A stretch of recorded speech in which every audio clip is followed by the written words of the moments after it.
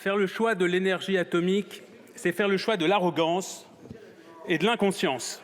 Arrogance de se penser à la hauteur d'une démesure technique dont les effets mal maîtrisés, potentiellement dévastateurs, dominent Homo faber et démentent son caractère sapiens.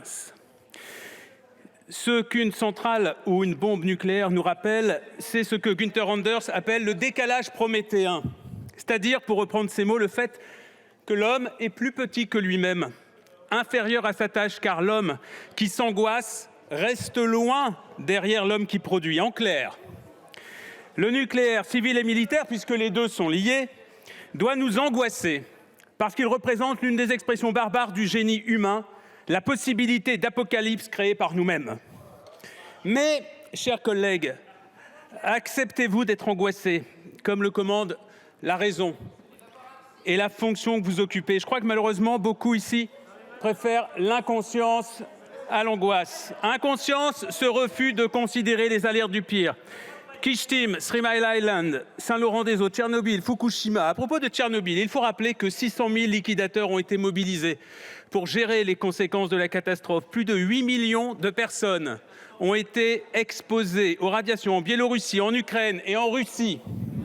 Aujourd'hui, 1 million de personnes vivent encore dans des zones contaminées. Des milliers de kilomètres carrés sont impropres à la vie humaine. Personne ne pourra vivre autour de la centrale pendant encore plus de 20 000 ans. Le nombre total de victimes est toujours impossible à connaître avec précision, mais les estimations indépendantes comptabilisent sur le long terme des dizaines, voire des centaines de milliers de morts. En France, officiellement, Tchernobyl n'a eu aucune conséquence. À l'époque, les autorités ont même dit circuler, il n'y a rien à voir. Le nuage radioactif s'est arrêté aux frontières. C'était un mensonge, bien sûr, mais le nucléaire a besoin du mensonge pour être accepté. Madame la ministre, c'est à vous que je m'adresse. Vous avez eu recours au mensonge pour imposer aujourd'hui la relance du nucléaire à cette Assemblée et à l'opinion française. Quel mensonge ? Le nucléaire serait une énergie non polluante. C'est faux. Les centrales produisent des déchets radioactifs qui salissent nos sols et qui mettent en péril notre santé pour des centaines ou pour des milliers d'années. Des déchets dont on ne sait absolument pas quoi faire à part les enterrer. C'est ça, les limites du génie humain.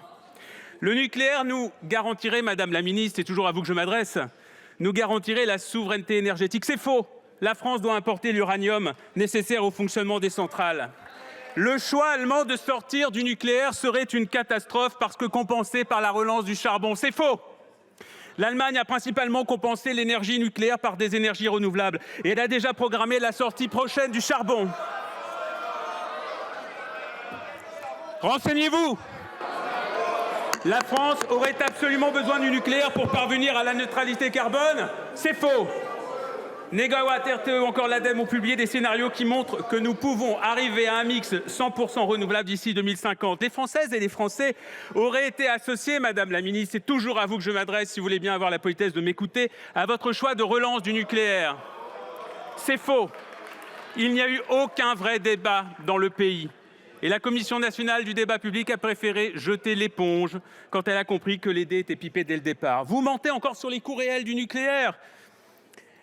Est-ce que vous êtes capable de dire avec précision combien vont coûter la prolongation de nos vieux réacteurs et la construction des nouveaux? Non, bien sûr, vous n'en savez strictement rien.